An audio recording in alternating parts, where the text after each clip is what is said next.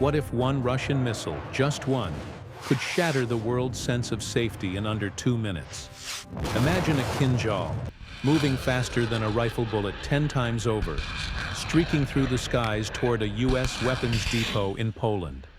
Could NATO stop it in time? Could America's patriots defend the line?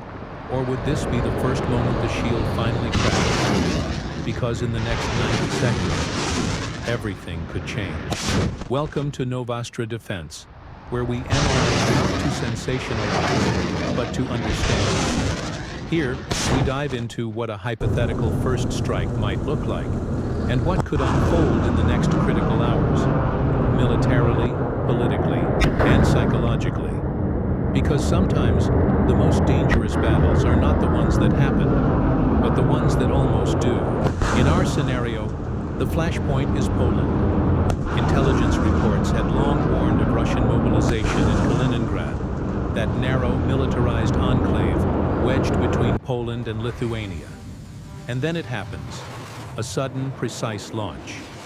A Kinzhal hypersonic missile arcs into the sky, invisible to most radar systems. In just under 2 minutes, less time than it takes to brew a cup of coffee, it covers nearly 500 kilometers, striking a logistics hub believed to store HIMARS rockets and Vampire systems supplied to Ukraine. The explosion is contained, the casualties limited, but the message is deafening. Moscow calls it a preventive neutralization. The Pentagon calls it an act of aggression. And NATO pauses. The technical details are terrifyingly simple. The Kinzhal missile, traveling at Mach 10, follows a maneuverable trajectory that few interceptors can counter. Even the advanced Patriot Track-3 systems deployed in Poland are optimized for ballistic arcs, not hypersonic flight paths that bend unpredictably through the atmosphere. Reaction time: less than 120 seconds. Decision window: even smaller. One radar officer described it as trying to catch lightning with a net. Mini hook. If you had 30 seconds to decide whether to intercept or stay silent, what would you choose? Within minutes, the shockwave of the incident ripples across Europe.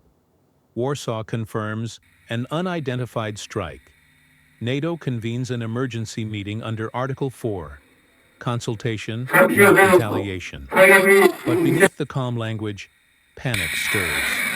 For the first time since the Cold War, a Russian missile has struck within a NATO member's territory, even if on a limited scale. Social media ignites with questions.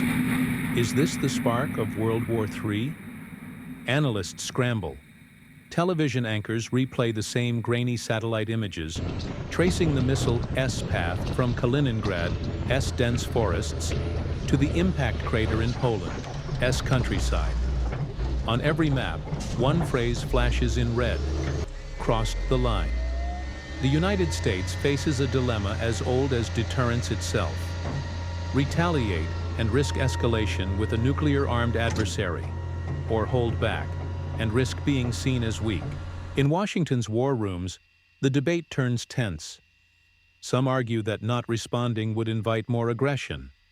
Others insist that restraint preserves stability. Southern Phoenix 24, across the Atlantic, European allies desert, divide. working with our Chilean and Poland Argentinian demands partners action. on the HIMARS system, Germany which is a high urges mobility calm. artillery rocket system, France and calls the for LAR system. diplomacy. The HIMARS is a In a multiple single launch rocket strike, system platform. Moscow has not Its only job is to tested deliver NATO's air accurate fires defenses, at long distances, it has tested and it its can move in unity. and out of combat zones very quickly. Mini hook. Because once we fire our What's rockets, more we leave a very dangerous, large heat the signature, missile so our that enemy knows hits, where we're or at. the silence And it's that important follows to move it? out quickly As the because hours we don't want to pass, get hit with enemy NATO's counterattack. intelligence We're centers working come with our Chilean alive. partners to introduce Reconnaissance them to the HIMARS satellites system. focus on We're Kaliningrad, trying to tracking inform them signs on of the further capabilities of the launches. HIMARS, and they're doing the Fighter same jets with their patrol LAR the system. skies of They're letting Poland us and know how their Lithuania, system works, how their we operate, and how afterburners they glowing operate. like nervous They've been really heartbeats. excited to have us here, But and we've been nothing really more excited to be here. comes. We've been exchanging a lot of artillery Moscow, through knowledge. back We've been channels, seeing how they signals operate the compared to end of how the we operate. operation. The Kremlin insists the strike was targeted We had solely the at weapons opportunity directly as a Chilean threatening army, Russian specifically from security. the artillery It was, field, in their to words, participate in a measured. combined exercise Yet the with the United States implications are Army. anything but.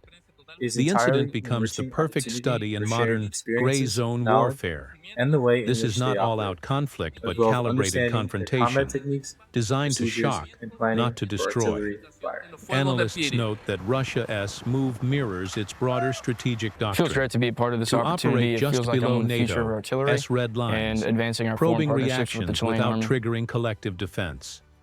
In other words, this was not just a strike. It was a question.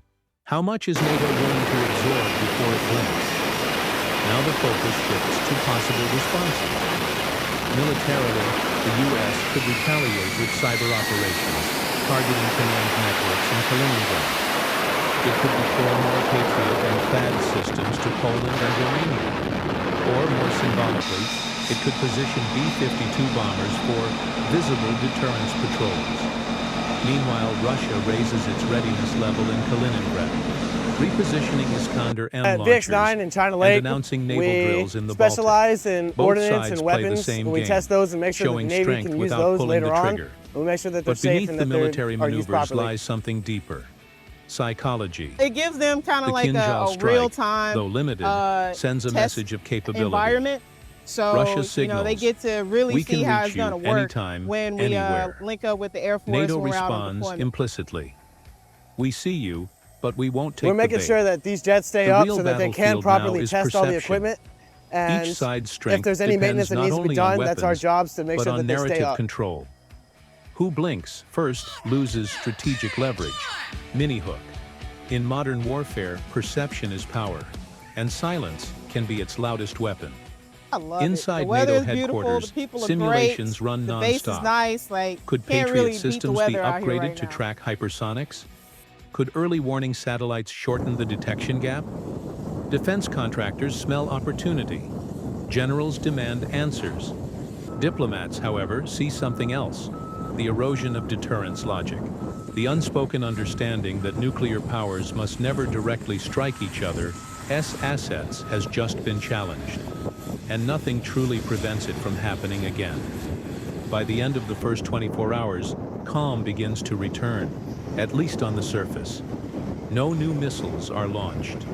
NATO refrains from military retaliation, opting instead for diplomatic condemnation and tighter sanctions. Russia declares victory in defending its interests. The world exhales. But in truth, something irreversible has shifted. The trust that once held the balance has cracked. NATO now knows its defenses are not invincible. Russia knows it can act boldly without immediate reprisal.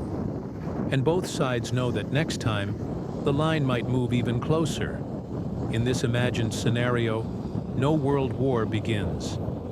Yet something far deeper changes. Our understanding of how peace survives in an age of hypersonic speed. When deterrence can be breached in 90 seconds, the question isn't whether someone will cross the line again. It's when and how the world will respond. Mini-hook. If one missile can shake the world, what does that say about the peace that holds it together? The story ends as it began, Are we using that with scale silence. anymore or no? No sirens, no smoke rising over cities. Just the quiet hum of radar dishes scanning the sky, waiting for whatever comes next. Perhaps that's the most haunting truth of all. In our era, peace doesn't end with a bang. It ends with a decision made too late, or one not made at all. So what would you have done, sitting in NATO's war room that night? Strike back, or hold the line? Tell us what you think below. There you go. And if you want to explore Now. more deep dive scenarios into the strategies and Now. technologies shaping our uncertain future, subscribe to USvsRussia Defense. Remember, this isn't prediction, it's perspective. Because understanding the brink may be the only way to avoid stepping over it.